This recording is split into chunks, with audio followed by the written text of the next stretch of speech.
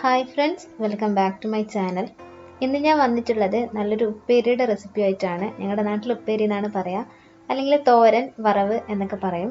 അപ്പോൾ ഇത് ഞാൻ ഉണ്ടാക്കിയിട്ടുള്ളത് ഒരു 3 തരം പച്ച ഇലകൾ ഉപയോഗിച്ചിട്ടാണ്. ഏതൊക്കെയാണെന്ന് വെച്ച് കഴിഞ്ഞാൽ മുരിങ്ങയിലയുണ്ട്, തഴുതാമയുണ്ട്, അതിൻ്റെ കൂടെ തന്നെ അടുക്കളച്ചിരിയുണ്ട്. ഇതൊക്കെ വളരെയധികം ഹെൽത്ത് ബെനിഫിറ്റുള്ള ഐറ്റംസ് ആണ്.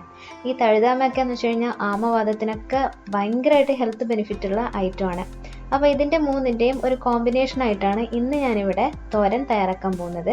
അപ്പോൾ എൻ്റെ വീഡിയോസ് നിങ്ങൾക്ക് ഇഷ്ടമാവുകയാണെങ്കിൽ തീർച്ചയായിട്ടും ലൈക്ക് ചെയ്യുക, ഷെയർ ചെയ്യുക, സബ്സ്ക്രൈബ് ചെയ്തിട്ട് കൂടുതൽ വീഡിയോസ് കാണാം.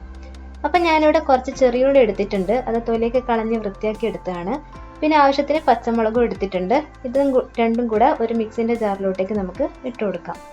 ഇനി അതിലോട്ടേക്ക് ഞാൻ ചേർക്കുന്നത് തേങ്ങ ചിരവിയതാണ്. നമുക്ക് ആവശ്യത്തിനനുസരിച്ചിട്ടുള്ള തേങ്ങ ചിരവിയതും കൂടെ അതിലോട്ടേക്ക് ചേർത്ത് കൊടുക്കുക.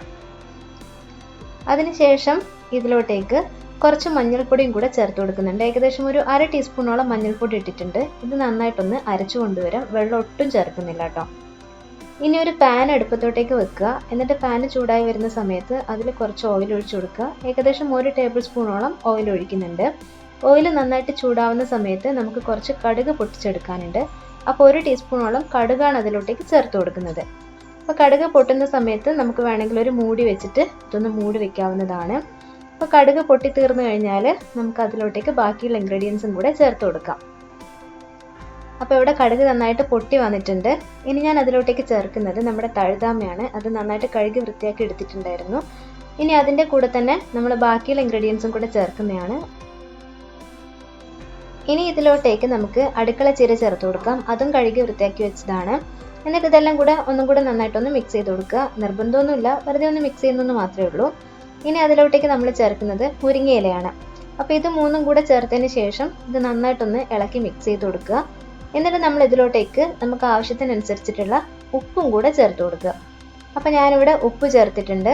അതിനുശേഷം നമുക്കിതെല്ലാം കൂടെ നന്നായിട്ടൊന്ന് മിക്സ് ചെയ്തെടുക്കാം. മിക്സ് ചെയ്തെടുത്തതിന് ശേഷം ഒരു മൂടി വെച്ചിട്ട് നമുക്കിതൊന്ന് അടച്ചു വെച്ചിട്ട് കുറച്ച് സമയം വേവിച്ചെടുക്കാം. അതിൻ്റെ ഒരു പച്ച മണക്ക് മാറുന്ന വരെ.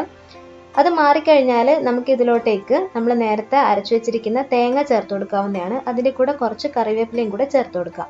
എന്നിട്ടെല്ലാം കൂടെ വീണ്ടും ഒന്ന് നന്നായിട്ടൊന്ന് മിക്സ് ചെയ്തെടുക്കുക.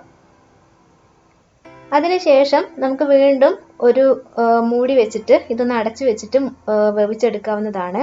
അപ്പോൾ കുറച്ച് സമയം കഴിയുമ്പോഴത്തേക്ക് നല്ലൊരു സ്മെല്ലൊക്കെ വരുന്നുണ്ടാവും. അപ്പം നമ്മുടെ ഉപ്പേരി അല്ലെങ്കിൽ നമ്മളെ തോരൻ ഇവിടെ റെഡി ആയിട്ടുണ്ട്. നല്ല ഹെൽത്തി ആയിട്ടുള്ളൊരു ഐറ്റമാണ്. നമുക്ക് ഉച്ചയ്ക്ക് ചോറിന് കൂട്ടാൻ പറ്റിയൊരു സാധനമാണിത്. അപ്പോൾ നിങ്ങൾ എന്തായാലും ട്രൈ ചെയ്തിട്ട് നിങ്ങളുടെ ഫീഡ്ബാക്ക് ഞങ്ങളെ കമൻറ്റായിട്ട് അറിയിക്കുക. ഞങ്ങളുടെ വീഡിയോസ് ഇഷ്ടമാവുകയാണെങ്കിൽ തീർച്ചയായിട്ടും ലൈക്ക് ചെയ്യുക, ഷെയർ ചെയ്യുക, സബ്സ്ക്രൈബ് ചെയ്തിട്ട് കൂടുതൽ വീഡിയോസ് കാണാം. വീണ്ടും നല്ല എപ്പിസോഡിലൂടെ കണ്ടുമുട്ടാം. അതുവരേക്കും take care, bye bye. Thank you for watching.